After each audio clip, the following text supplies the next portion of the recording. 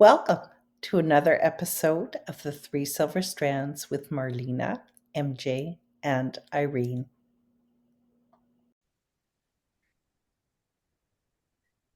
So, you guys, the lately I've been dealing with grief with my mom dying, and I know that Irene, you had a loss a couple of months before I did. Is that correct? I did. And so I was thinking that maybe we should have a conversation about what grief looks like for different people because we all grieve differently.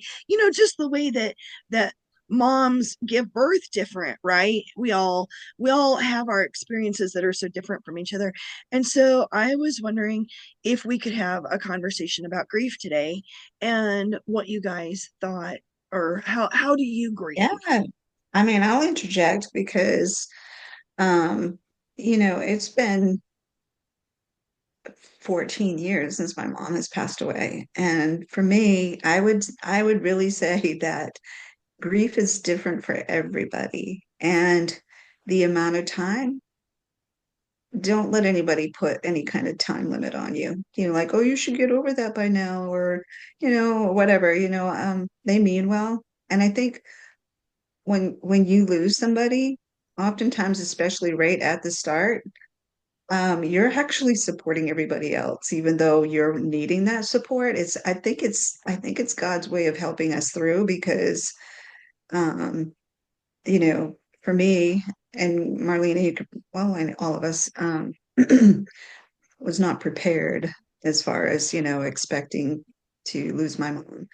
And so, yeah, I found myself like, I remember seeing a friend of mine, and it was actually probably a year later. And she was like, "Oh, how's your mom?" She had no idea.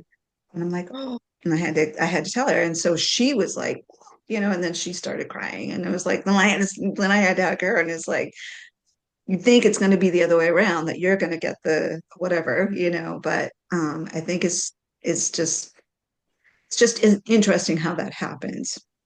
But I think one of the things that, because we've experienced a lot of loss since right around the time that my mom passed away, there were so many relatives, his dad, my husband's dad, um, just, friends. We've lost some younger, like our kids' age. And so, and some good, a very good friend of ours, his dad passed away a few years back. And one of the things that we explained to him was that you the grief is like almost like waves, that Mhm. you experience the first of everything without them. And that, I don't know if it's helpful for anybody when, if they've lost anybody right off the bat, or whatever, but um I think that's when you say you can't put a time limit on grief, because you're just going to experience, if I mean it if you weren't around that person that much, it might be a little bit different. But if you were around that person often, at almost every day, you know, you're gonna realize that it's not just for that time span of, when you lost them, and the funeral or what have you. It doesn't end there. um and that it's okay, you know um it's okay to let yourself take a moment. Like, a friend of mine lost her first husband. This was her daughter is like in her 30s, and she was probably in her beginning teens when her dad passed away, and passed away around Father's Day. So everything was, it's hard to go through Father's Day for this girl, this, young woman now. And so I just thought I would, you know, everybody's different, but I was thinking, what if you, because you don't want to try to get people to, be healed, or whatever, or get over it or whatever, because it's just not, it's just, There's just something about it that you kind of have to do your own walk through. And so I was just suggesting, what about on Father's Day, you take one of those Chinese lanterns? Hopefully I'm saying it right. Those little lanterns that you can let go, that go up in the air, and you can like maybe write a note to the person and put it there and release it, you know. My sister, when she lost her to be mother-in-law, um, she did a butterfly release, Aw. and that was pretty super special. And then when my mom passed away, for a whole year, not kidding, I saw a butterfly like every single month. Like Wow. even through the winter, there was, whether it be a picture or we were on vacation, and you know, a butterfly. And I'm not talking like you see them afar off, whatever. I'm talking the, you know, like it came right in front of me. So sometimes, you know, I just feel like sometimes God knows where we're at, and so whatever, um, you know, I don't believe that my mom was the butterfly by any means, but I do believe that it's like a message, you know, just like a reminder that, you know, they're close to us. It talks about being the cloud of witnesses, and I believe that, you know. So yeah, that's even though my mom has been gone for 14 years, I think, you know, I'm at a place where I've shifted.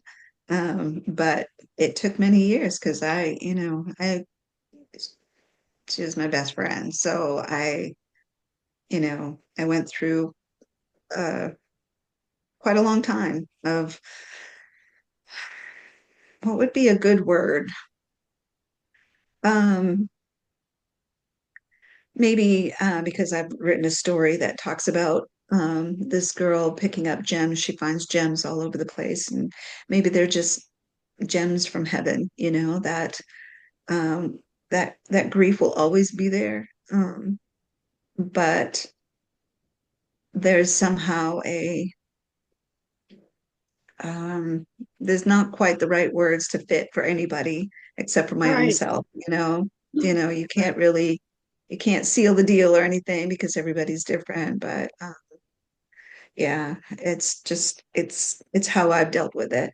Um, For yeah. So for me, when my dad died, excuse me, 16 years ago, I was so busy taking care of children that it wasn't possible to just sit down and cry, right? You just, I'm the oldest of my family, of all the kids in my family, so I'm naturally bent towards keeping everything organized. I'm naturally bent towards making sure everybody has what they need, and just doing all the things, right?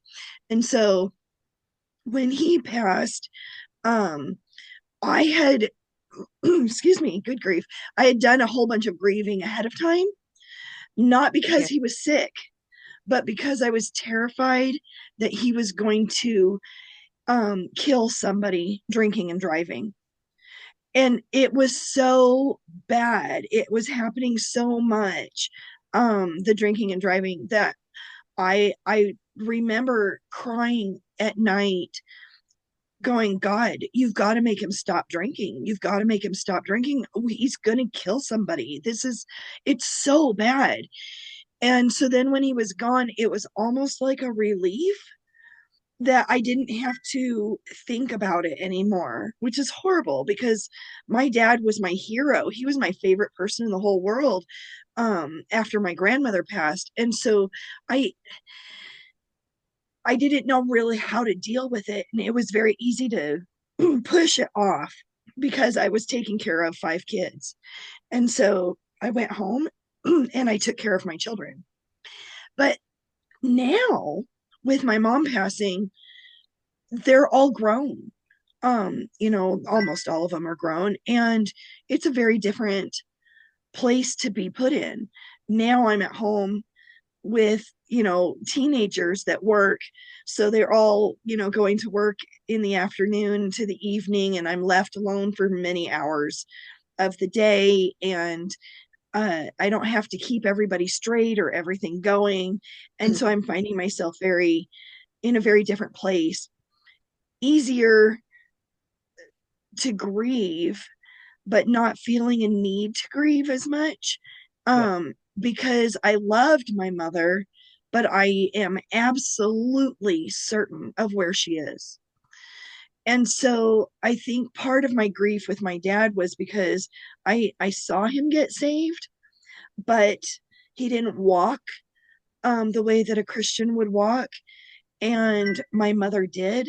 And so I just don't worry about where she's at. I know where she's at.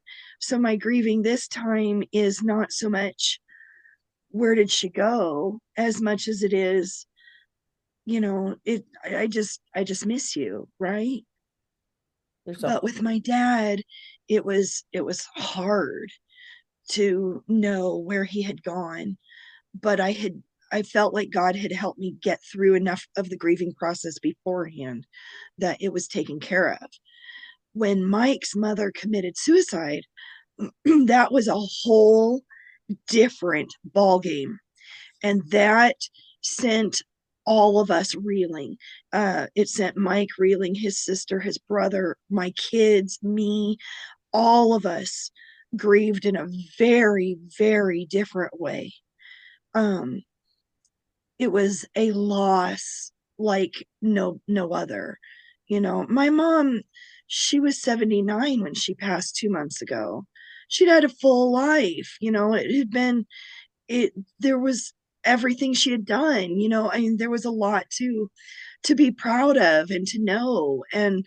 Um and Mike's parents weren't, they were only a year or two younger than her, so it's not like they were terribly young, but they weren't terribly old either. And for her to take her life made the grieving process so intense that we actually took a grief share class, and that I found that incredibly helpful, um because we really needed to work through the why. you know it just was so hard. And then we lost his dad 2 months later to cancer.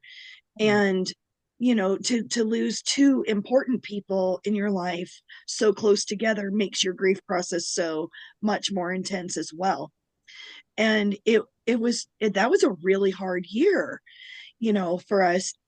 And I think it was more grief for us to deal with his parents than it was for me to deal with my own, because I was busy, or because now I just know where she is, and so it's not as hard.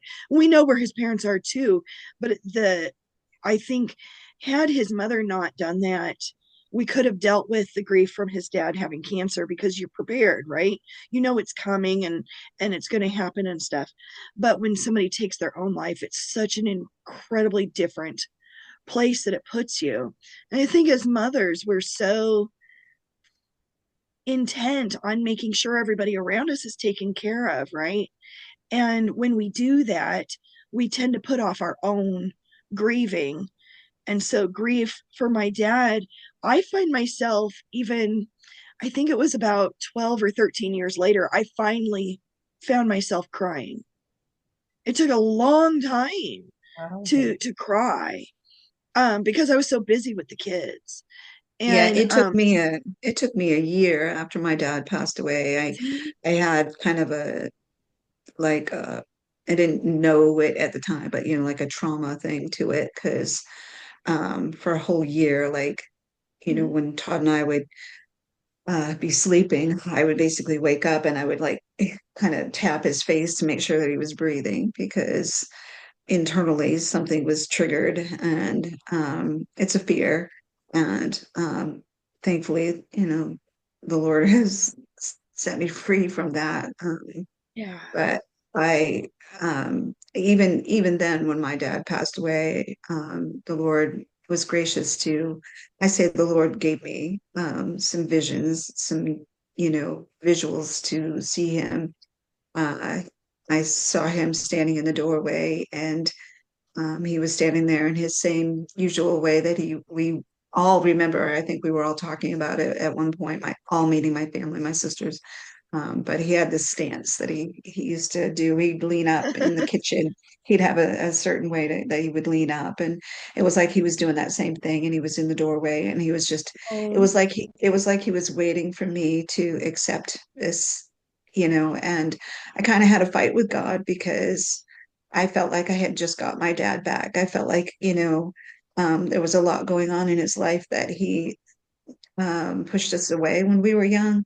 And so we didn't really have some areas that we needed as being children. And I felt like when he accepted Jesus in his heart, he had a total switch, and he was just delightful to be around. And, you know, what child wouldn't want that, after being pretty much raised with not sure how you're gonna have to handle your dad or whatever.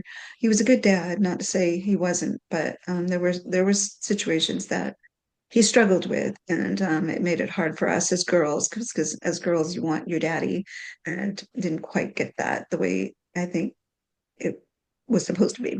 But nevertheless, um, when he did give his life over to the Lord, his life was totally changed. And then it was like a couple of years later, you know, he was gone. And I was angry. I was angry at God because I just felt like I just got my dad, and now you're saying I gotta let him go and call you dad, like I'm having a hard time with that one. And I struggled with that. But God is gracious and merciful, and um, he will he'll do a work in you. Whatever is being used for evil, God will turn it around for the good, because God is love. He is um, the ultimate love. He's the establisher of love. He's the love. He's what makes love go around, right? So of course he's gonna want to draw us close to him at all times, no matter what. Um, but he knows our circumstances. He knows what's going to happen. He knows our steps. He knows how we're going to respond. He knows all of that. And I think in that resting place of realizing that I think not that any loss is easy or can be easier or any of that, is just God, if we're able to turn to him and bring our sorrows to him, like it talks about him um taking every tear, and he holds them, so he's saying that I see every intricate area of your life, and that I will never leave you or forsake you. Um, that moment in the living room when I was like, no, I'm angry at you. You took my dad. Like, Yeah. I wanted a little bit more time, but God works out everything for the good, right? Uh,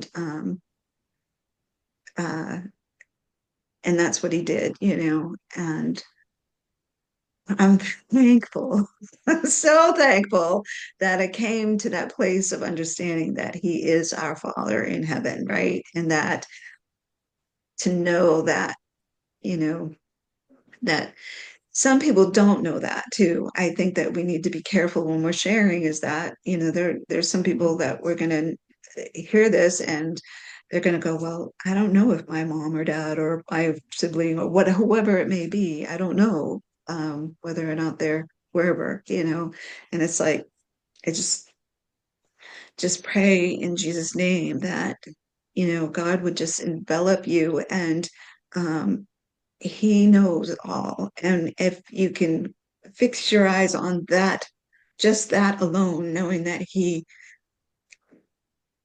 knows every little detail about every single life. And he says, I desire not that one should perish. He means that, like, so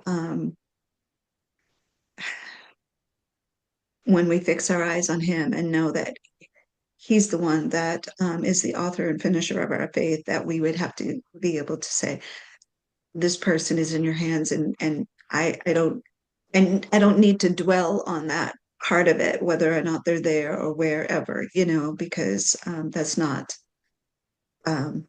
where usually when we grieve, it's because of it's a little bit strong in words, but we're selfish because, and that's just the humanness is what I'm saying. I'm not saying that we're selfish or anything, but I'm just saying that we grieve because we've lost somebody, you know. Mhm. That's our grieving. We've lost somebody. Um, so he comforts those who mourn. He knows our sorrows, and he was sorrow himself. He bore our sorrows, um, and he will give us the peace that passes all understanding. We have to turn it to him and know that that's what he'll do. That he's already done it for us, and that we can find our comfort in him. Um, Right. but, but Irene, yeah, you, sorry, MJ. no, it's okay. Irene, you had a recent situation as well that was different than losing your parents.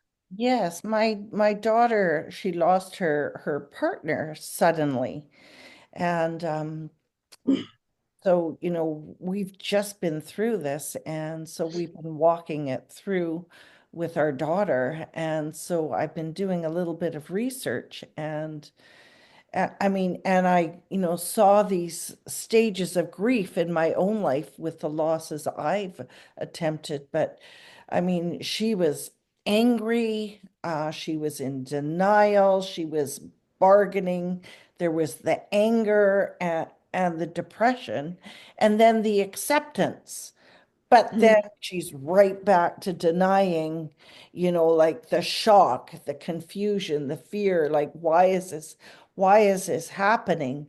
And then the anger again, and then the bargaining, like, well, you're reaching out to others and telling the story all over again to everybody else. And, the guilt feelings, if I only did this, like, if I only did this better, he'd still be here.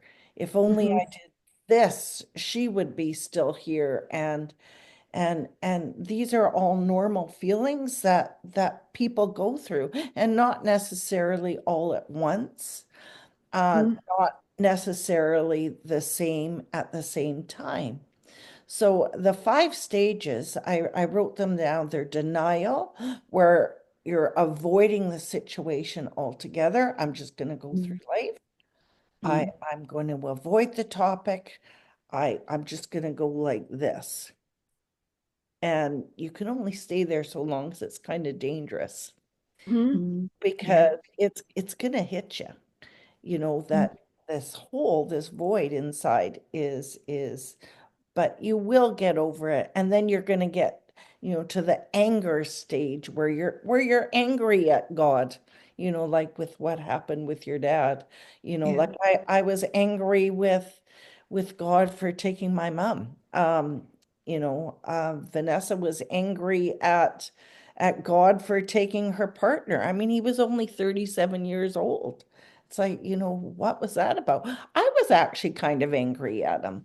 That isn't the way I want. I was talking to you, God. That's not the way I was praying. Like, as if it was up to me anyway. You know, and then there's the bargaining, telling everybody's story. And then there's the depression where you can't even get out of bed, Mm, because that'll happen as well. It's like I just can't face the day because I just miss them so much. They were mm, my life, they were my mm, everything. And then mm, there's the acceptance.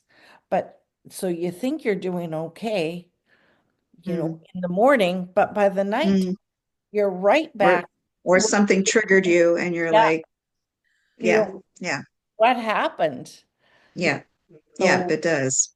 yeah. I Mm, mean, and this can happen to for a child too. It's like, all of a sudden grandma is gone, or grandpa is gone, and or their dog is gone. Um, you know, um, yeah.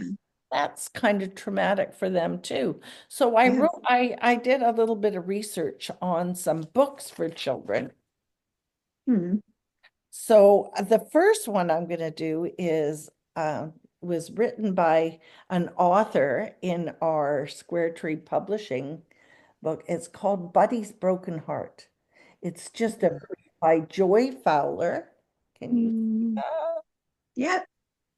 Joy Yep. Fowler. And it's just a beautiful story about this dog that loses his owner, which is a little boy, and he's very, very sad. And then his the parents of the little boy give Buddy away. They don't want to keep Buddy at all. And Buddy's very sad and he's confused. And then this lady rescues Buddy, who's experienced loss as well. And they find each other and they start building their life back together. So I would recommend that book if your Mm, child is suffering grief, and you are mm, as well. You can heal together. And another good book is Something Sad Happened. It's a Christian book by Darby A. Strickland. And another one is What Cloud Is My Grandma In? mm, And it's a series. What Cloud Is My Daddy In? My Brother In? And they're all by Kim Vesey. mm. Someone I Love Died. That is Christine Harder Tangvold. I'll write these all down. Okay. And Missing Violet by Kelly Swemba. Walking Grandma Home by Nancy Bow Flood. And Grandpa's Window by Laura Gell. So you'll be able to help your child navigate if your child is feeling grief at all Mm, through those. Aw, yeah. that's So sweet. I don't know. When Go ahead, MJ. I was just gonna put it out there, if anybody happens to, come along and watch this video and they have actually, because it might even be hard for anybody to sit here and watch and listen because they're not quite ready for you know, this part of it or whatever. But if they do, we're sharing because we care. We do. And just know that um, if you wanted prayer or whatever, put it down on the comments or whatever. We would be happy to be there for you as a prayer of encouragement and prayer of lifting up and know that we're sorry for your loss if you are watching this and you've lost somebody. But God knows every hair on your head and every bit of you from the top of your head to the soles of your feet, and He is your ultimate um, comforter, and He will um, embrace you when you turn to Him. So, Right. I One of the things that my middle son did when my father passed away was he was super into Legos, and I think he was 8 years old or something like that. And he went into his Legos and he created a tiny little coffin, and he put one of his little Lego figures into the coffin and he carried it in his pocket for weeks and weeks. And his older brother, my firstborn, was so angry. What's wrong with you? Why are you doing that? And I saw, right, the all the different um ways of grief that hits you Yeah, with each one of my kids. um my I was just busy doing what I needed to do to take care of my family, obviously in denial because it took me years to get to the point where I could cry. But Christopher was just so angry. What's wrong with you? Stop doing that. That's not what your Legos are for. Like he couldn't get past the idea that this kid was obviously grieving too, but it just didn't make sense yeah. to yeah. him because he was older. And Thank James, God for yeah, the Legos. I know, right? James was, I think he I was around mean, 8, and And he carried this tiny little Lego coffin in his pocket. And that's not what he called it. He called it my Pepe's box. And I was like, Pepe's box, because he misplaced it one day. Where's Pepe's box? And I was like, what are you talking about? Mm. And we finally found it. We found Pepe's box. And this is when Christopher kind of lost his mind and he was so mad. And I was like, Christopher, this is the way he's grieving. Nobody had put it together yet. And I said, but this is it. This is how he's grieving. And I said, what's in Pepe's box? And he opened the little lid and he took a little Lego figure out and he goes, that's Pepe. And he's in his little box. And he closed the lid and he put it in his pocket. And he was just happy as a clam. But his grief was not crying. He didn't know why Pepe was in the box. He didn't understand it yet. He wasn't old enough to get it, right? And so he was still processing all of the pieces that went with it. He had been to the funeral. They had driven down to meet me, and we went to the funeral and stuff. So he saw the casket was open, and he saw that Pepe was in there, and he touched his body, and he knew that he was cold, and um had experienced some things that most people don't experience like that, right? And so he was processing it. And so as a child, I find it fascinating how children process this kind of thing. Because my granddaughter, who has never met my mother, but was very sad because she knew that I was sad, but she didn't get to see me sad. I literally packed, got on a plane and flew, right? So that I could get there in time to see her before she passed. And my granddaughter, who is 7, uh is she drew a picture of me walking with my mother um in a park or something like that. It was so sweet. And, Mm. blue sky, green grass, and just a Mm. picture of me holding hands with my mom. Oh. Mm. Mm. And it was so precious to get this when my husband joined me again, this time joined me again. Mm. And he brought it to me and he said, this is what Anna made for you. Mm. And I was so touched because Mm. even though she didn't know her great Nana, even though they hadn't met, they had talked on the phone a couple of times. And she was so empathetic to what I was going through that she made this sweet picture. So I framed it and it went on the table with all of my mom's pictures, right? And we made it just really precious. And it's right now because it was just such a precious outpouring. But her grief isn't going to be the same because she doesn't understand, she wasn't there. She doesn't see all of it. But James did. And he was able to process it in a very different way. I'd really like to encourage you as a mother watching and listening to us talk. Today's a sad topic, but it doesn't have to be. And we're talking to moms because we want you to gain some of the wisdom that we've gained over the years, right? And so if you've got this child, this young child who isn't understanding the whole process, it's okay for them to have a special box in their pocket. It's okay for them to carry a picture around. Um, it's okay for them to want to call, even if they're not there. And if you still have their voice on a machine or on a message or something on your phone, it's okay for them to want to hear that, and to find the things that you think might make their heart feel not as heavy.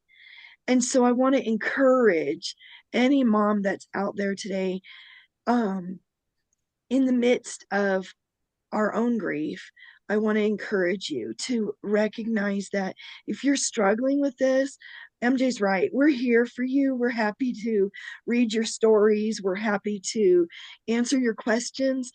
But I want to make sure that you know that children grieve very, very different, and it's okay to let them do that, and it's okay to let them cry, and to let them be busy, and to let them do what they need to do, because it's okay for you to do that as well. And so if you're grieving today, know that you're in our prayers, and that we care about you, and we want you to find the peace of God that passes all understanding. MJ, do you have any verse for us on grief that comes out of the Bible? Well, I kind of already gave a bunch. Let's Well, see give what I us can do. one that you can give us a reference to at the moment that you think would be the best, so that we can end on this topic. How about Psalm 55, verse 22? This is NIV. Cast your cares on the Lord, and he will sustain you. He will never let you be shaken. So he will hold you close. He's always open arms, you know. I like that. So yeah. My favorite is Psalms 23, and I've done a study on it this year before my mother passed, and I'm singing a song at church coming up called Still Waters by Leanne Crawford, and that song has given me incredible peace.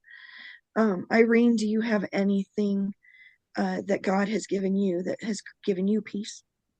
I think just to be still and know that I am God. And just sometimes that's all that's going to sustain you. Yeah. Just Yeah. to just be still.